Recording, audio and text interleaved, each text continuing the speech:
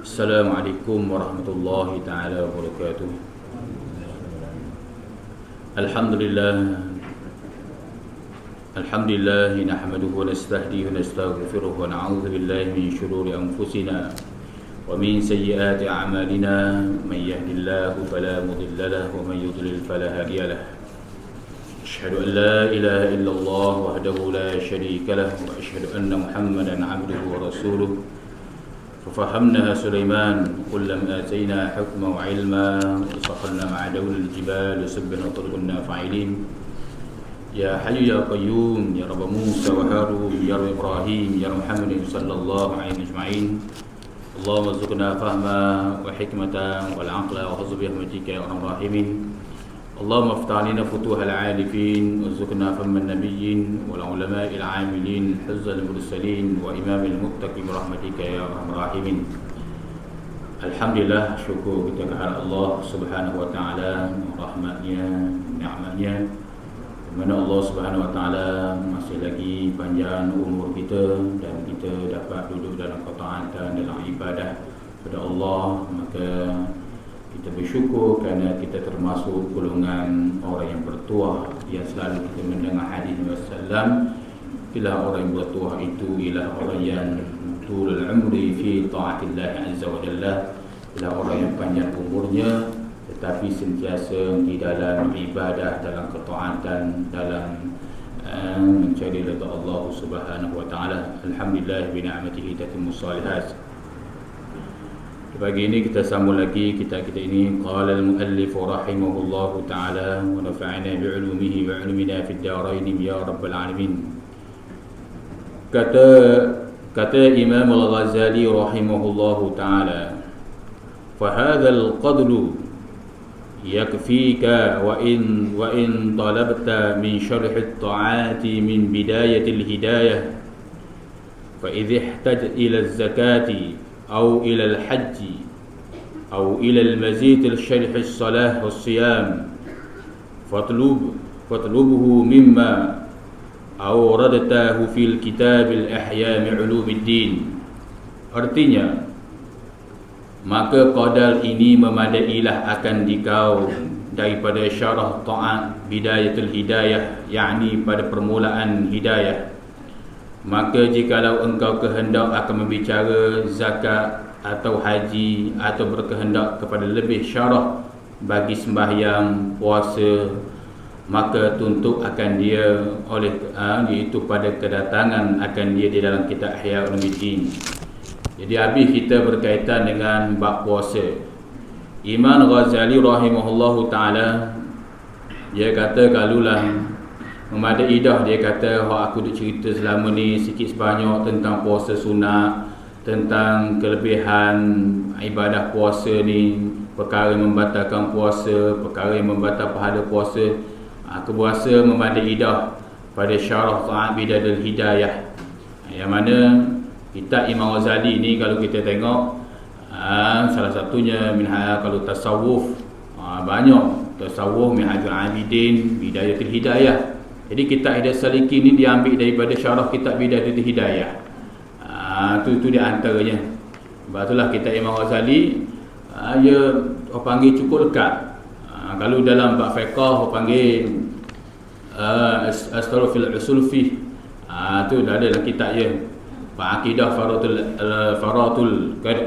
faraid fi juzu'il fawaid, itu bab akidah. Dan bab begitu juga bab batniyah. Banyak kalau kita lihat kitab-kitab Imam Ghazali rahimahullahu taala. Bab fiqh pun begitu banyak kitab Imam Ghazali. Ini nak cerita pada kita hebatnya Al-Imam Ghazali rahimahullahu taala.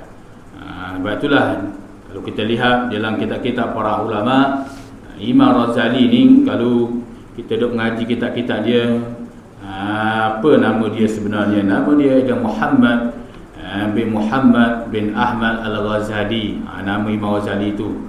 Jadi orang panggil dia Al-Ghazali ni itu hanya kunyah ataupun gelaran yang disebut oleh para ulama.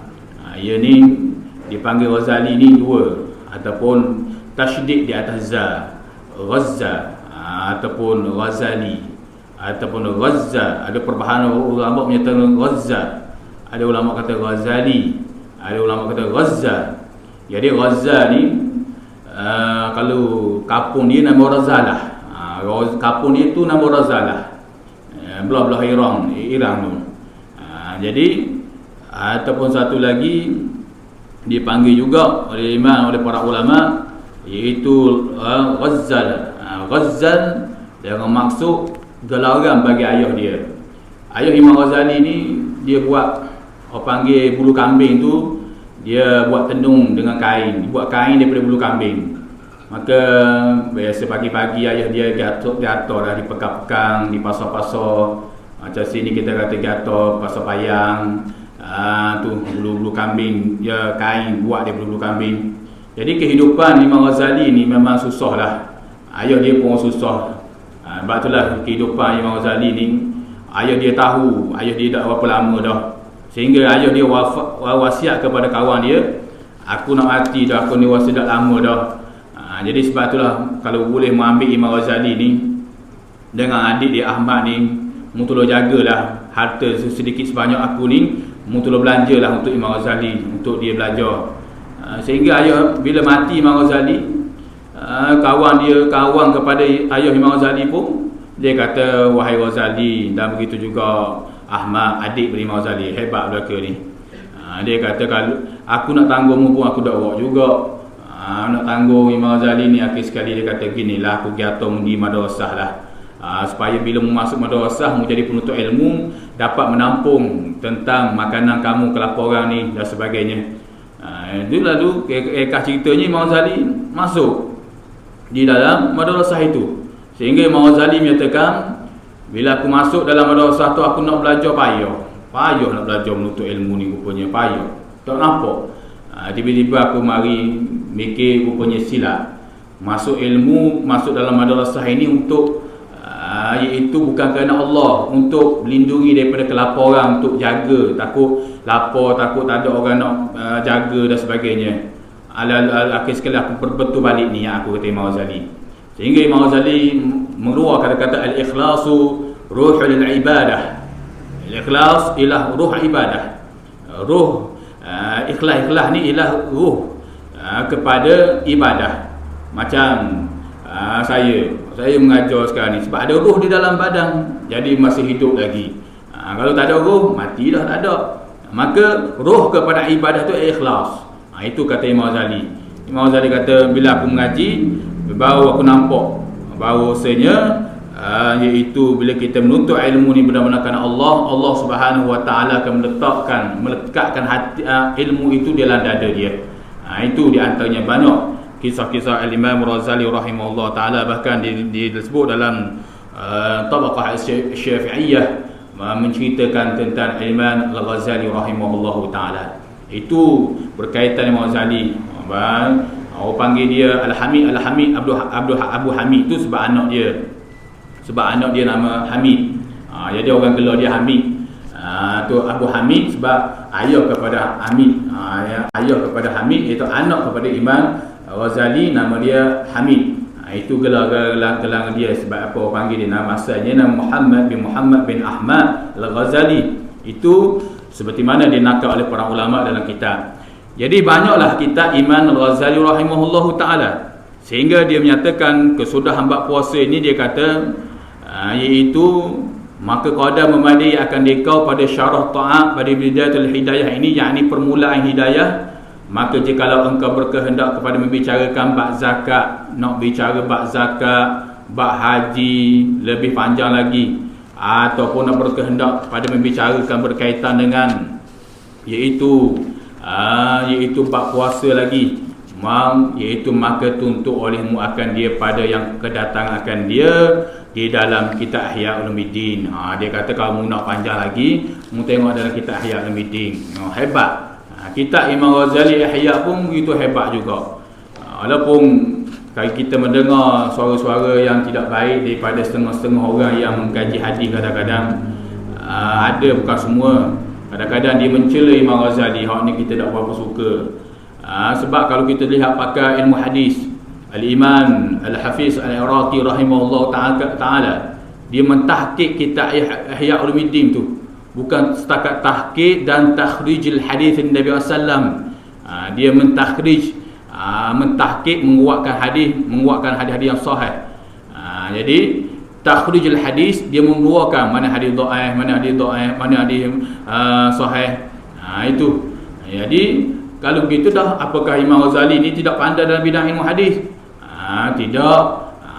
Imam Ghazali ketika itu hebat, dia memang mahir dalam ilmu hadis. Kerana orang hari ni dia buat ukuran dengan dia. Imam Ghazali ni kalau kita lihat hafalan ilmu hadis begitu banyak, tapi dia buat ukuran dengan ilmu kajian dia, sedangkan dia iaitu hafalan hadis dia ada pada laptop. Daripada laptop dia dah tengok, ni hadis sahih. Dia tanya laptop, dia tanya Syekh Google dulu.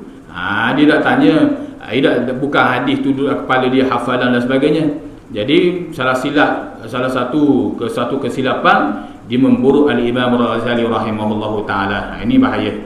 Sehingga sedangkan Imam Ghazali rahimahullahu taala hafalan dia cukup hebat, sehingga bila al-Imam An-Nawawi rahimahullahu taala dia mendengar tentang ada segelintir para setengah-setengah para ulama yang mengkritik al-Imam Ghazali yang tidak ada sifat bertanggungjawab lah.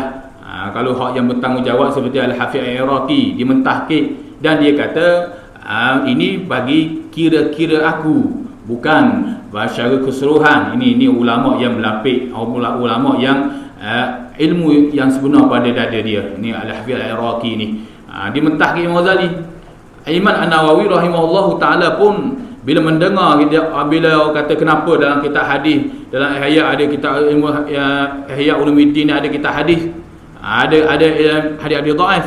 Apa Imam An-Nawawi wa isyara kalam An-Nawawi ajma'ul ulama 'ala al-jawaz al-'amal bil hadis dhaif.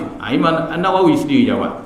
Imam An-Nawawi kata iaitu ulama ijtima', berhimpun para ulama atas harus mengamalkan dengan hadis dhaif. Itu di antaranya. Sebab itulah bila timbul zaman-zaman sekarang ni, bila makan orang kata Allahumma barik lana fi ma razaqtana wa qina adzaban nar. Dhaful hadis, hadis dhaif dia kata. Sayyidina Muhammad dia kata sebab dia dengar daripada orang yang kononnya dalam pakai ilmu hadis, dia kata ilmu ini dhaif, ilmu hadis. Lalu dia mengambil Sayyidina Muhammad dah. Padahal Imam An-Nawawi menyatakan ajma'ul ulama 'ala al-jawaz al-amal bil dhafil hadis. Iaitu harus ijma' ulama menyatakan harus beramal dalam ilmu hadis. Bahkan bila mari bulan Ramadan pula, awaluhu rahmah wa awsatuhu maghfirah wa akhirul aitukum minan nar. Awal rahmat, pertengahan maghfirah, dan akhir aitukum bebas daripada api neraka. Dia kata ini ilmu hadis, ini dhaful hadis dhaif ni. Tak patut amal. Imam Nawawi, begitu juga Imam Nawawi dan begitu juga Imam Ghazali tidak mendhaifkan hadis ini. Walaupun dia kata ini sanad yang dhaif, tetapi dia berpegang kepada ajma'ul ulama 'ala al-jawa'il 'amal bil hadits dhafi, iaitu harus pada ijma' para ulama menghukum harus mengamal hadis yang dhaif. Bila buka puasa pula, Allahumma laka sumtu wa bika amantu wa ala rizqi afdaltu sahabat zablatil latudu, banyak lagi. Itu hadis dhaif dia kata haza bid'atun dalalah. Tengok mari pandangan-pandangan begitu. Imam An-Nawawi pun tidak menyatakan. Sehingga Al-Imam An-Nawawi rahimahullahu taala sehingga pandangan Imam An-Nawawi disokong oleh Al-Imam itu Jalaluddin As-Suyuti rahimahullahu taala dalam Tadribul Ghawi Taqribul Nawawi. Ni kitab ulama banyak hebat. Kalau kita baca banyak para ulama, kita harap banyak perbahasan dia. Imam As-Suyuti menyatakan boleh kita beramal dengan hadis-hadis dhaif ini. Ada berapa? 5, iaitu khamsa asya', ada 5 perkara. Selagi tidak bercanggah 5 perkara ini, boleh kita beramal dengan hadis-hadis dhaif. Allahumma barik lana awal bulan Ramadan awaluhu rahmah wa awsatuhu maghfirah wa akhiru aitukum minan nar. Allahumma laka sumtu wa bika amantu. Itu boleh. Dia kata di atas 5 perkara. Pertama, bukan berkaitan dengan suatu akidah. Pertama. Yang kedua, para ulama menyatakan, Al-Imam As-Suyuti menyatakan, bukan masalah menghalalkan yang haram dan mengharamkan yang halal. Dua. Yang ketiga, maknanya bukan perawi itu kadzab, pendusta. Itu yang ketiga. Yang keempat, ya, hadis-hadis dhaif ini dia masih bernaung di bawah hadis-hadis yang sahih, hadis Muslim, Bukhari, itu banyak. Dan begitu juga yang kelima, termasuk dalam golongan fadailul a'mal, nak mengambil kelebihan amal itu sendiri. Tak apa, kita buat kebaikan walaupun hadis dhaif tapi dapat ganjaran. Kerana setengah ulama menyatakan hadis yang dhaif itu lebih dia berbanding dengan kata-kata para alim ulama. Jadi sebab itulah hadis-hadis yang berada di dalam Ihya Ulumuddin masih terselamat lagi daripada 5 perkara hak tadi. Itu siapa kata Al-Imam Jalaluddin As-Suyuti rahimahullahu taala di dalam Taqribul An-Nawawi rahimahullahu taala. Itu hebat para ulama. Adakah para ulama ini mencela Imam Ghazali tentang Ihya Ulumuddin? Tidak sama sekali. Sebab itulah hebat. Ada ini kitab Ihya Ulumuddin bumi pun banyak. Molek bacalah kitab Imam Ghazali. Ihya maknanya menghidup ulum, segala ilmu agama. Nama dia pun comel dah. Ihya ialah menghidup ulum, segala ulum iaitu segala ilmu-ilmu agama. Sebab Imam Ghazali tengok zaman tu orang banyak ilmu, banyak hebat ilmu, tapi orang tidak beramal. Jadi cara Imam Ghazali nak suruh masyarakat ketika itu suruh beramal dengan ilmu, dia beri nama satu kitab. Banyak kitab-kitab dia lain, Bidayatul Hidayah, Al-Wajib, banyak-banyak kitab-kitab lain. Tapi hak masyhur Ihya Ulumuddin kerana dalam kitabnya menghidup ilmu-ilmu agama. Dengan Imam Ghazali ajar begini cara nak beramal, begini cara begini. Itu hebat para alim ulama. Ini di antara maknanya kalaulah ada dengar-dengar suara yang tidak kurang bercanggah Imam Ghazali. Kalau canggah pendapat tu lain cerita, tapi mengkritik, menghina, mempelekeh Imam Ghazali tentang ilmu-ilmu hadis, ini suatu perbuatan yang tidak patut dan perbuatan yang keji. Setengah para ulama menyatakan kalau nak banding dia dengan Imam Ghazali begitu jauh. Itu banyak kita tengok dalam kitab-kitab berkaitan dengan Imam Ghazali rahimahullah taala. Habis kita berkaitan dengan berpuasa. Kita lihat sikit lagi berkaitan dengan bab yang ketiga, al-babu thalithu fi ijtibadil ma'asi waz-zahirat. Bermula bab yang ketiga pada menyatakan menjauh segala maksiat yang zahir. Kata Imam Ghazali rahimahullahu taala, i'lan anna ad-din syatran, ahaduhuma tarkul manahi wal akharu fi'l at-ta'at وترك المناهي هو أشد فإن الطاعات يقضي عليها كل أحد وترك الشهوات لا يقضي عليها إلا صديقون ولذلك قال رسول الله صلى الله عليه وسلم المهاجرون من هاجر رسول والمجاهدون من جاهد هواه. Ini antara yang disebut Al-Imam Al-Ghazali rahimahullah ta'ala. Kata-kata di Imam Ghazali memang kemahlah, itu di antaranya. Artinya, jadi kita masuk pula bab yang ketiga pada menyatakan menjauh segala maksiat zahir. Imam Ghazali menyatakan, ini kitab yang dinakal dari kitab Bidayatul Hidayah, syarah Imam Ghazali rahimahullah ta'ala. Ketahui olehmu bahawasanya agama itu dua bahagi. Imam Ghazali kata, ketahui olehmu, hei salik, hei talik, hei murid, yakni orang yang nak menjalan hati ke haratillah, orang yang sentiasa nak menghadap kepada Allah, orang yang sentiasa nak mengekalkan supaya Allah Ta'ala mengekalkan dia dalam ketaatan. Apa dia perlu mengetahuinya? Ketahui olehmu bahawasanya agama itu dua bahagi. Agama ni dia ada dua bahagi. Pertama, meninggalkan maksiat yang ditegah akan dia. Pertama, meninggal maksiat yang ditegah oleh Allah Subhanahu Wa Taala, dan yang kedua berbuat taat yang disuruh akan dia. Agama ni di dalam kehidupan kita ni akan ada dua perkara. Sama ada dia buat taat ataupun dia tinggal maksiat. Itu yang akan berlaku orang yang nak menjalan hati ke haratillah. Pertama, dia membuat taat dan meninggal maksiat. Diri meninggal maksiat tu alhamdulillah, panggil saling selamat dah tu. Tapi untuk mendekatkan diri kepada Allah, iaitu dengan membuat ketaatan yang lebih, yang sunat tu. Ni buat kebaikan-kebaikan yang lain, ke perkara-perkara sunat. Perkara sunat itulah akan mendekat diri seseorang itu dengan Allah Subhanahu Wa Taala.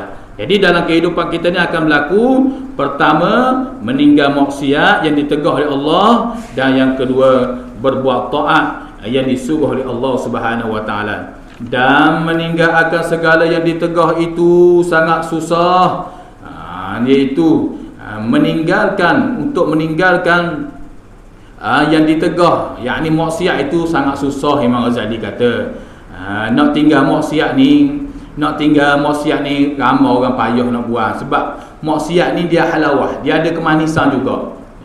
Dia kemanisan bentuk dosa. Ibadah begitu juga, ibadah kita buat siang dan malam ni ada kemanisan dia juga, tetapi kemanisan dia tu dapat pahala dan lebih dekat dengan Allah Subhanahu Wa Taala. Maksiat begitu juga, ada kemanisan dia juga, kemanisan tetapi mendapat dosa, tetapi lebih jauh dengan Allah, menyebabkan jiwa jadi serabut, jiwa macam-macam mengundang kepada jiwa ni. Sebab ni orang panggil maksiat itu ada manis juga.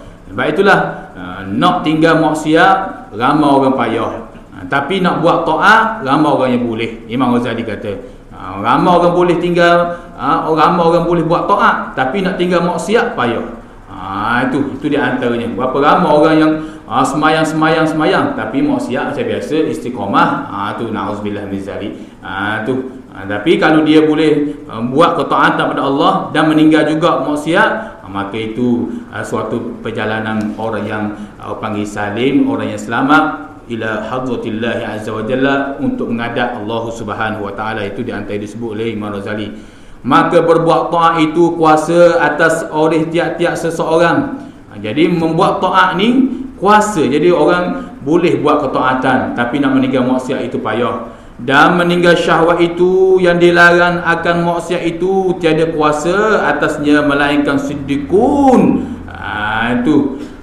Nak membuat taat iaitu mudah, tapi nak meninggal maksiat ini cukup payah. Melainkan hak boleh siapa? Ialah siddiqun, ialah orang yang siddiqun ini ialah orang yang tinggal, iaitu orang yang benar-benar nak buang, iaitu nak benar-benar nak buang sifat-sifat yang tidak baik dalam diri dia, dan dia benar-benar menghadap kepada Allah Subhanahu Wa Taala.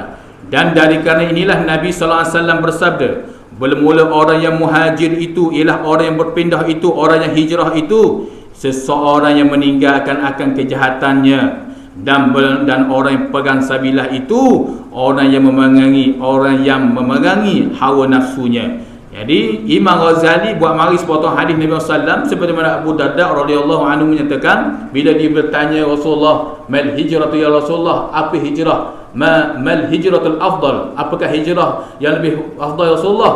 Rasulullah menyatakan hijrah yang lebih afdal itu ialah, Rasulullah menjawab, al muhajiru man hajara su wal mujahidu man jahada hawa. Rasulullah kata hijrah ialah kamu, hijrah yang sebenar ialah hijrah kamu meninggalkan kejahatan dalam diri kamu, maksiat tu.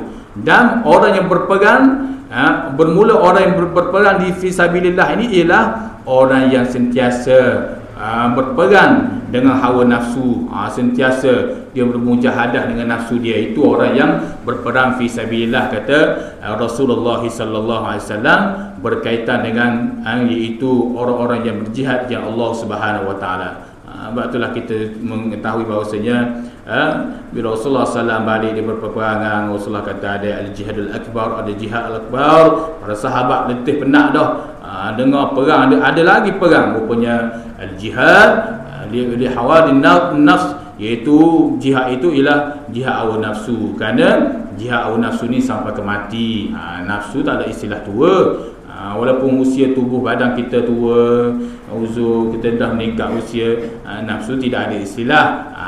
Itu dia sentiasa muda. Dan orang yang selamat itu orang yang sentiasa memujahadahkan nafsunya daripada perkara-perkara yang iaitu yang dilarang oleh Allah Subhanahu wa taala. Itu di antaranya disebut oleh Al-Imam Al-Razali rahimahullahu taala.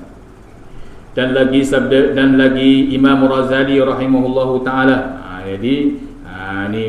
Dan lagi kata Imam Razali rahimahullahu taala, wa'lan annaka innama tu'sillahi azza wa jalla bijawahidika wa innama hiya ni'matun minallahi 'alaika. Ni panjang saya rasa ni, ada sebab kata-kata dia ni ada perbahasan lagi di kalangan para imam, Suyuti rahimahullahu taala dan banyak lagi. Jadi saya rasa berhenti dulu sini. Dan lagi kata Imam Razali rahimahullahu taala, kadang ada beberapa pandangan ulama menguatkan lagi kata-kata Imam Razali yang di bawah ni, itu di antaranya. Jadi mudah-mudahan apa yang kita dengar pada pagi ini berkaitan dengan kisah Imam Razali rahimahullahu taala, al-ilmu ulya. Imam Razali ni ada ilmu ulya, lil adabil ulya. Ulama sehingga menggelar Imam Razali sebagai ulama yang ada ilmu cukup tinggi. Itulah kalau kita dengar ada dia pandai ke, dia buat kajian gini dalam master PhD hadis ke apa ke, bila mengkaji Al-Imam Razali rahimahullah taala, maka kita tak boleh nak pakai golongan-golongan begini. Kalau ada golongan begini, bukan semua, ada golongan-golongan yang buat kaji dalam bidang hadis, siapa buat PhD dalam bidang hadis, tapi bila berkaitan dengan Imam Razali, dia cukup beradab, dia teliti dengan hadis Imam Razali begini. Maka hak begitu kita nak, hak tu patut orang panggil kita ikut, kita pegang pandangan dia tu. Ni kalau sekadar mengaji kaji ilmu hadis, ambil master bidang hadis, PhD bidang hadis, lalu keji Imam Razali, perlekeh Imam Razali begini, maka berhati-hati kita, takut kita terjerat dalam golongan begini yang memperlekeh. Dia ada suatu golongan ulama, iaitu golongan orang yang mengetahui ilmu agama ni, dia memperlekehkan ulama kerana golongan itu yang tidak ikut golongan Asy'ariyah, Al-Maturidiyah ataupun tasawuf Abu Junaid, iaitu Syekh Junaid Al-Baghdadi rahimahullahu taala. Itu dia ada golongan. Ini ada golongan begitu. Golongan tu dia cara bab cabang ke, bab apa selawat lepas tarawih, bab apa begini. Dia cara hak begitu saja, tahlil talqin, tidak cara bab rukun negara, akidah, kejatuhan Islam begini, tidak cara mana hak begitu. Dia cara dia kritik pada ulama-ulama yang nak bil amaliyin, ulama yang beramal dengan ilmu.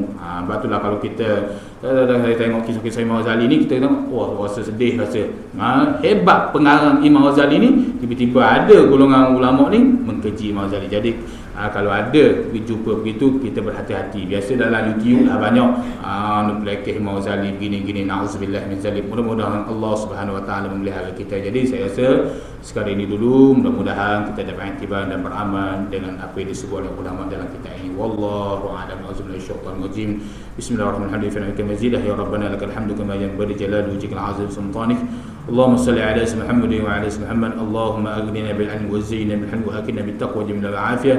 Rabbana atina fid dunya hasanah wa fil akhirati hasanah wa qina adhaban nar. Wa sallallahu ala sayyidina Muhammad wa ala alihi wa sahbihi wa sallam. Walhamdulillahi rabbil alamin. Assalamualaikum warahmatullahi taala wabarakatuh.